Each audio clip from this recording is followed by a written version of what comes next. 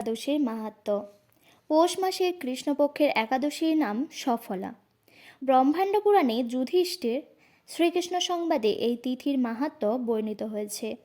যুধিষ্ঠির বললেন, হে প্রভু, পৌষ মাসের কৃষ্ণপক্ষে একাদশীর নাম, বিধি এবং পূজ্য দেবতা বিষয়ে আমার কৌতূহল নিবারণ করুন।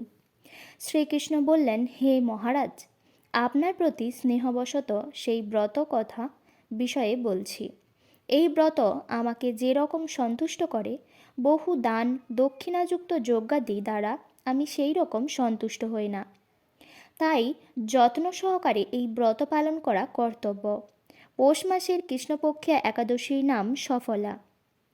নাগদের মধ্যে যেমন শেষ নাগ, পক্ষীদের মধ্যে গরুর, মানুষদের মধ্যে ব্রাহ্মণ, দেবতাদের মধ্যে নারায়ণ সর্বশ্রেষ্ঠ, তেমনই সকল ব্রতের মধ্যে একাদশীর ব্রতই সর্বশ্রেষ্ঠ।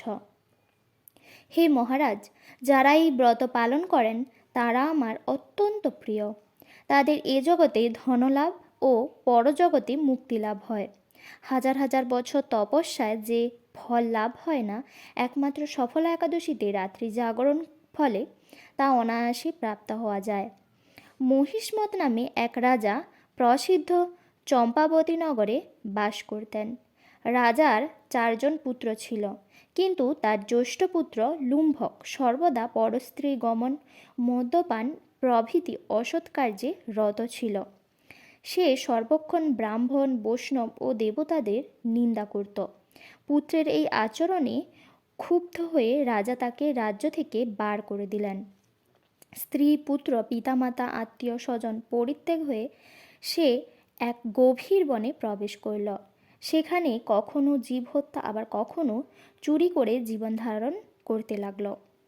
কিছুদিন পরে একদিন সে নগরে প্রহরীদের কাছে ধরা পড়ল, কিন্তু রাজপুত্র বলে সেই অপরাধ থেকে সে মুক্তি পেল। পুনরায় সে বনে ফিরে গিয়ে জীব হত্যা ও ফলমূল আহার করে দিন যাপন করতে লাগলো।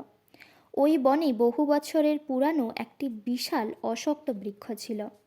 সেখানে ভগবান শ্রী বাসুদেব বিরাজমান বলে বৃক্ষটি দেবত্ব প্রাপ্ত হয়েছে। সেই বৃক্ষতলে পাপ বুদ্ধি লুম্ভক বাস করত। বহুদিন পর তার পূর্বজন্মের কোনো পূর্ণ ফলে সে পৌষ মাসের দশমী দিনে কেবল ফল আহারে দিন অতিবাহিত করল। কিন্তু রাত্রিতে অসহ্য শীতের প্রকোপে সে মৃতপ্রায় হয়ে রাত্রি যাপন করল।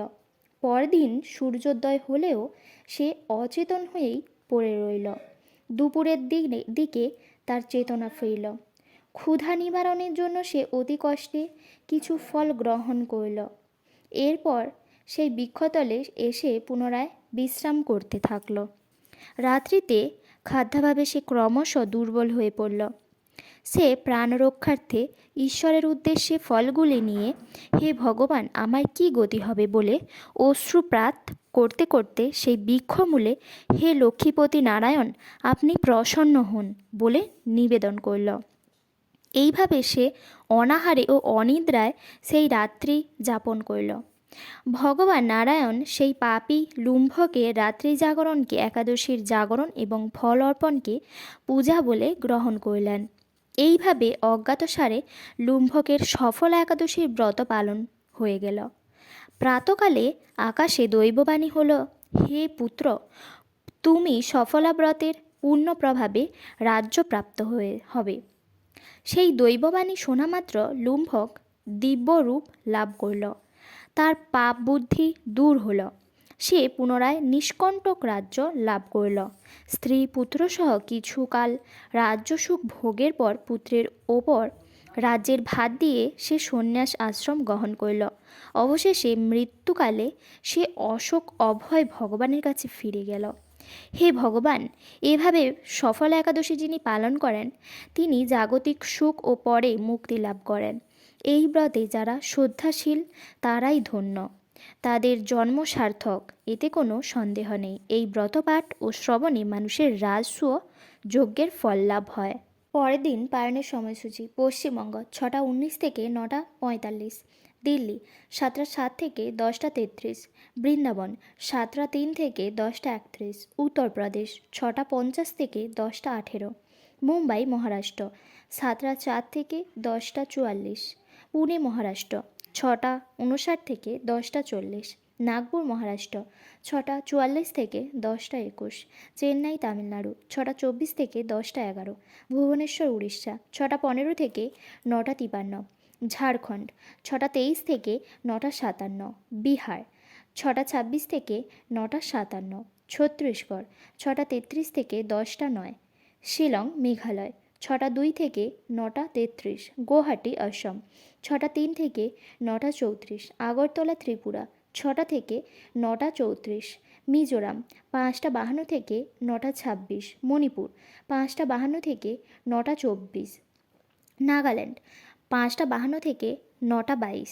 অরুণাচল প্রদেশ 6টা থেকে 9:28। সিকিম 6:20 থেকে 9:48। উত্তরাখণ্ড 7:03 থেকে 10:27। হিমাচল প্রদেশ 15ই ডিসেম্বর ব্রত পালন করতে হবে, 7:14 থেকে 10:35। পাঞ্জাব 15ই ডিসেম্বর। পরের দিন পালনের সময়সূচি হলো 7:25 থেকে 10:44। আন্দামান নিকোবর 5:32 থেকে 9:20। বাংলাদেশ 6:42 থেকে 10:01। নেপাল 6:42 থেকে 10:15। ভুটান 6:45 থেকে 10:13। শ্রীলঙ্কা 6:14 থেকে 10:09। মালদ্বীপ 6:05 থেকে 10:03। মায়ানমার 6:33 থেকে 10:12। পাকিস্তান 15ই ডিসেম্বর 7:05 থেকে 10:24। মালয়েশিয়া 15ই ডিসেম্বর 7:10 থেকে 11:09। সিঙ্গাপুর 15ই ডিসেম্বর 6:58 থেকে 10:59। ব্রুনেই 15ই ডিসেম্বর 6:31 থেকে 10:17। থাইল্যান্ড 16ই ডিসেম্বর ব্রত পালন করতে হবে, 6:34 থেকে 10:20।